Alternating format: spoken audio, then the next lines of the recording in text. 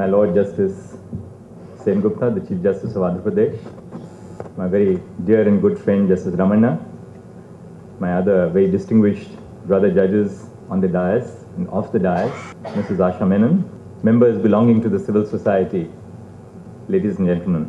In 1998, when I believed I was a senior lawyer, but I now reflect on how little I knew about law and life, I was called upon as Additional Solicitor General of India to defend a public sector corporation which insisted on having an HIV test for making permanent a Budli worker. That man had some courage, because this was one Budli worker who was said, I'm not going to undergo an HIV test, obviously because he was HIV positive.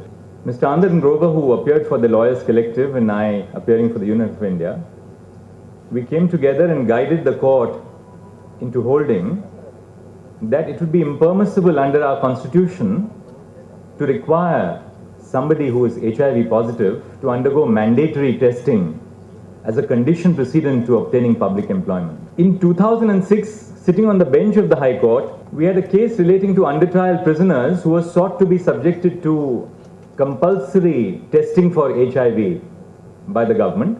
And they said that this is a beneficial measure because we want to reach out to those prisoners who are HIV positive, and we want to provide ART, antiretroviral treatment for them. We came down heavily on the government because that offended to our mind one of the basic precepts, a precept of confidentiality, of voluntary character of testing. And the effort in all these cases really is to ensure that what are seemingly beneficial provisions of the law are not used to terrorize very important segments of our society and eventually lead to a deprivation of their human rights. We asked the government as to whether you could supply free condoms to under-trials and the convicts in the jails. The government was aghast as to how the High Court could make that suggestion. But we tend to gloss over problems as they exist in our society, and that's my concern as a judge. We place a great deal of importance on doctrine with little relevance to what actually obtains on the ground. Yesterday we had a case relating to the primitive tribal groups who were denied the benefit of the Anna Antyodaya Yojana and who were denied the AAY cards on the ground that the central government has not provided an adequate quota, though the quota of food grains is not lifted in the state of Maharashtra. Under the Immoral Traffic Prevention Act, sex work per se is not illegal, but soliciting clients, working in brothels, carrying on sex work in public places, and living on the earnings of such work is an offense. Now, what happens as a result?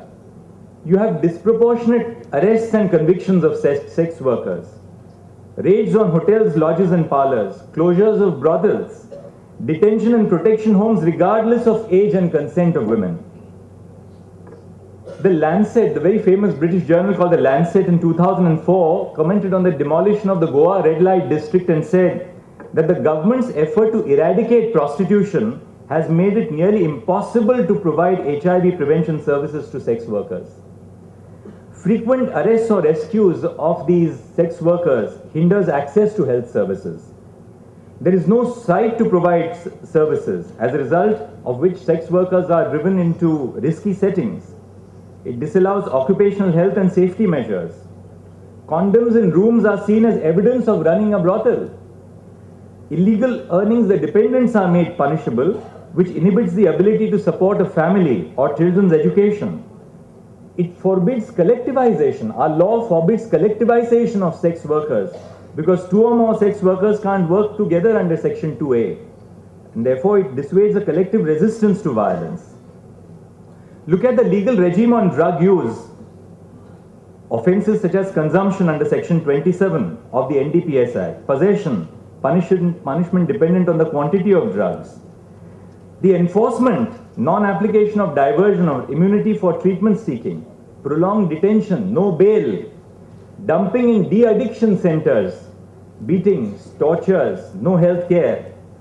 Harm reduction services therefore operate under the fear of law. The consequences, as the Harm Reduction Project in Delhi said, at any given point of time, 25% of our clients' drug users are in jail. With high rates of HIV, HBV, HCV and TB, we are filling up our prisons with the sick and exposing prisoners to sickness. With the police around, an outreach worker in Imphal said, with the police around, it is much harder to get injecting drug users into the dropout center. They feel if they come there, they will be arrested. Look at the legal environment on same-sex relations, section 377. There is no survey or census today in India. There is an underreporting of same-sex activity. Public education excludes discussion on same-sex relations. There is a limited outreach. No condoms are provided in prisons. Interventions are subject to threat, prosecution and closure, as a result of which there is an inability of access to services, non-reporting of anal or oral STIs, no diagnosis. Disproportionate burden of the disease falls on those who are really covered by section 377. Look at the transgender provisions in our law. Gender identity. A Delhi court in a judgment said that a young man was posing as a eunuch by wearing a salwar kameez, earrings, chains and bangles. This was said while convicting a transgender woman for begging. Discrimination and legal protection. A transgender woman who faces domestic violence, can she have recourse to the provisions of the Domestic Violence Act of 2005? A transgender is raped, but not raped in law? Does she not have any protection under the newly enacted section 375 and 376? What was the kind of intervention which we have foreseen as a society or as a community? Therefore, really, I conclude by saying what are the challenges which face legal aid today? Will legal aid provided by the state, and that's the movement which we are all part of, will legal aid provided by the state advise transgender persons who face violence or discrimination by state authorities? Will legal aid assist homosexual men who are blackmailed and harassed at the hands of the police? I see it every day walking on the Marine Drive after the court is over. I love my anonymity when I walk at the Marine Drive, and I look at the police with their dandas going to people sitting on the Marine Drive. Many of them are gays. Will they have protection of the law, or do they really need protection from the law? That's, I think, a very serious question which we need to ask ourselves. Thank you very much.